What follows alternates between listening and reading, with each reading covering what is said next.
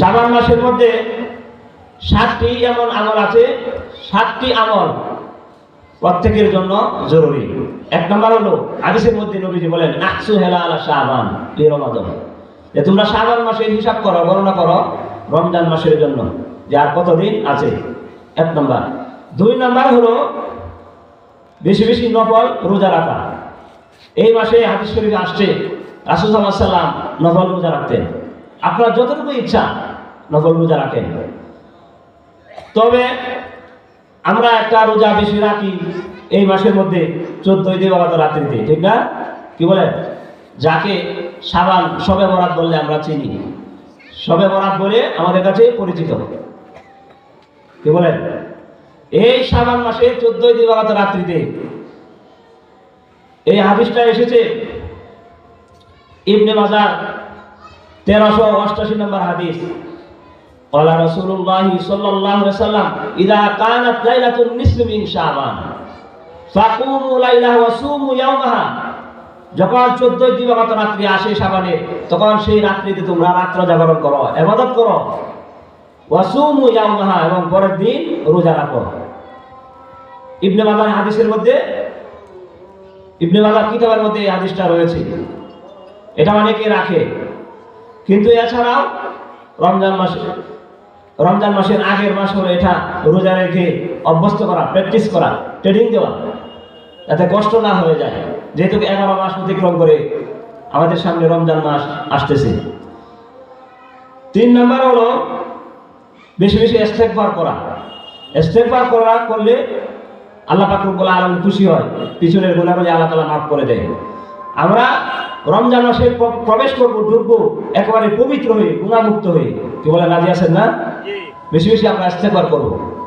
4 নম্বর যে আমলটা, এটা হলো অনেকেই রমজান মাসে আমরা যাকাত আদায় করি, সেই যাকাতটা রমজান মাসে না, এখনো যদি আমরা যারা যাকাত আদায়ের উপযুক্ত তারা এই মাসে আদায় করে দেব। যাদেরকে দিবেন গরিব মিসকিন, তারা যেন খুশি হয়ে রমজানের কেনাকাটা করতে পারে। আর যদি রমজান মাসে একেবারে শেষে দেন ঈদ করার জন্য, তাহলে এটা দিতে পারেন, দিলে আদায় হবে, কিন্তু এখন যদি দিয়ে দেন যাকাতটা, তাহলে সবচেয়ে উত্তম হবে, তারা খুশি হবে, আল্লাহ তাআলা খুশি হবে। 5 নম্বর হলো রমজান মাসের বেশি বেশি আলোচনা করা, যে রমজান মাস গুনাহ মাফের মাস, সওয়াবের মাস, নেকির মাস আসতেছে। এমন একটা সওয়াবের সিজন আসতেছে। আম কাঁঠালের সিজনে আম কাঁঠাল কম দামে পাওয়া যায়, বেশি বেশি খাওয়া যায়, যেরকম, ঠিক কিনা?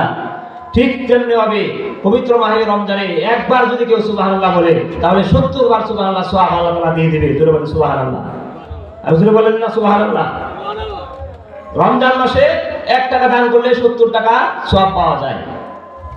কোরআনের একটা হরফ পড়লে 70টা হরফের সওয়াব আল্লাহ তাআলা দিয়ে দিবেন।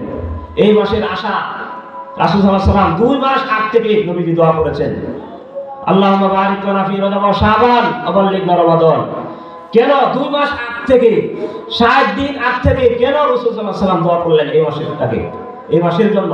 এই মাসটা হলো আল্লাহ তাআলার মাস। আল্লাহ বলেন এই মাস আমার মাস, এই মাস হলো কোরআন নাযিলের মাস। যেই কোরআন তোমাদেরকে পথ দেখাচ্ছে, যেই কোরআন তোমাদেরকে সুপারিশ করে জান্নাত থেকে জান্নাতে নেবে, সেই কোরআন সেই মাসে নাযিল হয়েছে। যারা বলেন সুবহানাল্লাহ। অত্যন্ত গুরুত্বপূর্ণ একটি মাস।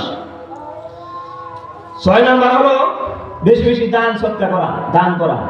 7 নম্বর হলো মার্কেট কেনাকাটা, যা কিছু করার এখনই করে নেন। কপাল পরা মুসলমান আমরা, রমজান মাস আসলে বেশি কেনাকাটার মধ্যে আমরা ব্যস্ত হয়ে যাই, এমনকি শবে কদরের রাত্রেও কেনাকাটা করতে যাই। রমজান মাসে শবে কদরের রাত্রে তো একটা গুরুত্বপূর্ণ রাত্র, এই রাত্রটা পর্যন্ত আমরা কাটাইতে পারি না, এই রাত্রটা পর্যন্ত এমনতে কাটাইতে পারি না। ও কপাল পরা মুসলমান নবীর উম্মত, যদি কেনাকাটা করতে হয়, যদি তুমি সফর করতে হয়, বেড়াইতে হয়, কোন জায়গায় যাইতে হয়, এই শাবান মাসের ভিতরে তুমি সেই কাজ শেষ করে অবসর হয়ে প্রিপারেশন নাও, প্রস্তুতি গ্রহণ করো রমজান মাসের জন্য। কেননা রমজান মাস আইয়ামান মাদুদাত, আল্লাহ তাআলা বলেন গণনা করতে করতে শেষ হয়ে যাবে। রমজান মাস আসতে দেরি হবে, শেষ হতে দেরি হবে না। এই জন্য তোমরা যদি কেনাকাটায় ব্যস্ত হয়ে যাও, বুট, মুড়ি, সেরাসুর, লবণ, তেল, পেঁয়াজ, ডাল, আলু, চাল, ডাল, এগুলি কিনতে কিনতে যদি তোমার সময় শেষ করো, বিবি বাচ্চাদের জন্য কাপড় কেনাকাটা করতে করতে যদি 27 রজনী শেষ করে দাও, রমজান মাস শেষ করে দাও, আমল করতে পারলা, কোরআন তেলাওয়াত করতে পারলা না, তাহলে এটা তোমাদের জন্য একেবারেই সমীচীন নয়। এর চাইতে দুঃখ আর তোমাদের জন্য হতে পারে না। জনগণ ঠিক কিনা? রমজান মাসে মানুষে ঈদের বাজার করে, ঈদের বাজার এখন করেন, পরে রমজান মাসের জন্য প্রস্তুতি নেন, প্রস্তুতি গ্রহণ করেন। রাসূল সাল্লাল্লাহু আলাইহি ওয়াসাল্লাম সাহাবায়ে কেরাম রমজান মাসে দৌড়াদৌড়ি করতেন না, এক জায়গা থেকে আরেক জায়গায় যাইতেন না। আল্লাহর ওলি যারা আছেন বুজুর্গানে দিন, তারা রমজান মাসের জন্য সফর করা বিরত ছেড়ে দিয়েছেন, ছেড়ে দেন। কেননা রমজান মাসে এক জায়গায় থেকে জমা হয়ে এক ধ্যানে, এই কারণে যে 11 মাস যেই অবিচার করেছি, নিজের নফসের উপরে যে গুনাহ করেছি, জুলুম করেছি, পাপ করেছি, সেই গুনাহ যেন আল্লাহ তাআলা আমাকে এক মাসের ভিতরে মাফ করে দেয়, সেই একটা পদ্ধতি উসিলা তালাশ করে বুজুর্গানে দিন। আমাদের কি গুনাহ না?